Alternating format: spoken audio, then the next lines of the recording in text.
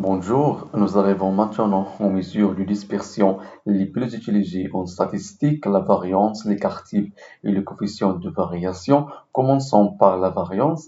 Alors, euh, la variance d'une variable statistique quantitative x notée généralement v de x bien sigma au carré, alors est un nombre qui mesure la dispersion des valeurs autour de la moyenne, c'est-à-dire il indique au moyen à quelle distance les individus se situent par rapport à la moyenne, mais en donnant plus de poids aux écarts plus grands, car généralement on élève au carré, d'accord?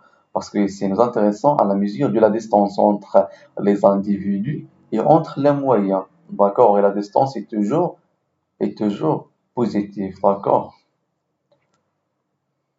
Alors, la formule généralement pour calculer la variance, c'est la suivante. Donc, soit on va calculer en utilisant les NI ou bien les effectifs, soit les fréquences. Donc, la formule généralement est simple. Donc, c'est la variance égale 1 sur n. Donc, c'est 1 sur n, la sommation des NI fois xi moins x bar, c'est-à-dire la moyenne arithmétique à la puissance 2. D'accord? Égale la sommation des fi, si on veut travailler avec les fréquences, la sommation des fi fois xi moins x bar à la puissance 2. D'accord? Alors ici, les ini sont bien sûr les effectifs et les fi, bien sûr, ce sont les fréquences. Autrement dit, la variance est le moyen. Donc, la variance est la moyenne des écarts par rapport à la moyenne au carré. D'accord? Cela signifie quoi? Ou bien pourquoi? Donc, pourquoi mettons les écarts au carré? Parce que, tout simplement, si on additionnait simplement les écarts, comme par exemple xi moins x au bar, d'accord? Donc, dans ce cas, les écarts positifs et négatifs, ils peuvent s'annuler, d'accord? C'est-à-dire, leur somme est toujours nulle. C'est pour cela, si on élevant au carré, on rend tous les écarts positifs et on accorde une importance plus grande aux valeurs éloignées de la moyenne. D'accord? Alors, comment interpréter la variance? Généralement, plus la variance est grande, plus les données sont dispersées autour de la moyenne, alors que plus la variance est petite, plus les données sont regroupées près de la moyenne. Mais s'il y a un petit problème, c'est que la variance s'est exprimée dans l'unité de la variable au carré, d'accord? Parce que toujours on élève au carré, donc l'interprétation concrète dans ce cas, elle est très très difficile, d'accord? Parce que nous avons ici des unités différentes. La variance déjà, elle est au carré, alors que la moyenne, c'est x au bar, donc au carré, d'accord? C'est pour cela on utilise très souvent l'écart type, qui est simplement la racine carrée de la variance et qui se lit dans la même unité que la variable. D'accord? Donc, pour l'écart type, donc ici quelques propriétés. Donc, c'est pour le changement de la variable, etc. Alors, pour l'écart type, c'est tout simplement la racine carrée de la variance. Juste pour rendre cette variance à la même unité que la moyenne. D'accord? Donc, l'écart type, ou bien sigma de x égale la racine carrée de la variance. Et finalement, nous avons aussi le coefficient de variation, noté comme C, grande C et petit v. Donc, c'est une mesure de variabilité relative. Donc, il s'agit du rapport entre l'écart type et la moyenne arithmétique. Donc, à quoi sert-il?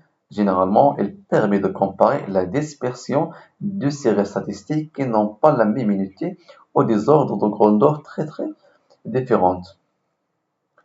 Comme par exemple, comparer la dispersion des salaires en dirhams avec celle des tailles, par exemple en centimètres. D'accord? Donc, généralement, c'est un ratio sans unité. Et la comparaison dans ce cas est possible.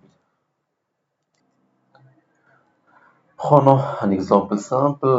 Par exemple, une entreprise a un salaire moyen de 3 000 ou bien de 2 000 avec un écart type de 400. Donc ici, la coefficient de variation, c'est l'écart type sur la moyenne. Donc ça fait 20% ou bien 0,2. Une autre a un salaire moyen de 10 000 dirhams, par exemple, et un écart type de 1000. Donc, la coefficient de variation dans ce cas, c'est 10% ou bien 0,1. Alors, la première entreprise a une dispersion relative deux fois plus grande que la seconde, parce que la première, la coefficient de variation, c'est 20%, alors que pour la deuxième, c'est 10%. D'accord? Alors, généralement, comme j'ai dit, la première entreprise a une dispersion relative deux fois plus grande que la seconde, même si l'écart type absolu est plus petit généralement.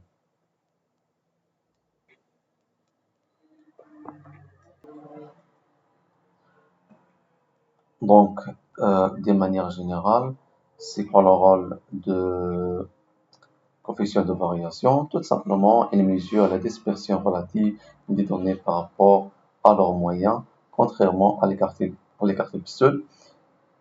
Donc, il permet de comparer des séries ayant des unités ou des moyens différentes.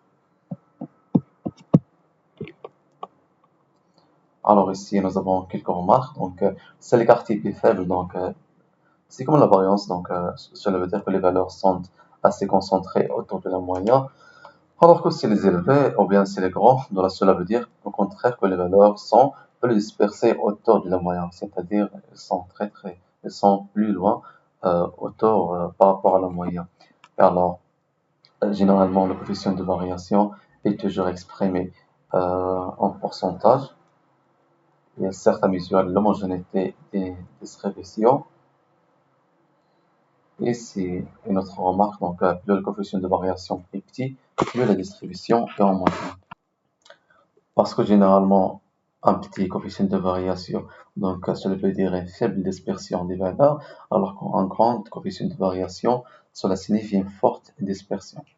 Alors j'espère que cette explication a été claire. Si vous avez des questions, vous pouvez toujours les poser et nous rencontrons dans la prochaine vidéo, Inch'Allah. À très bientôt.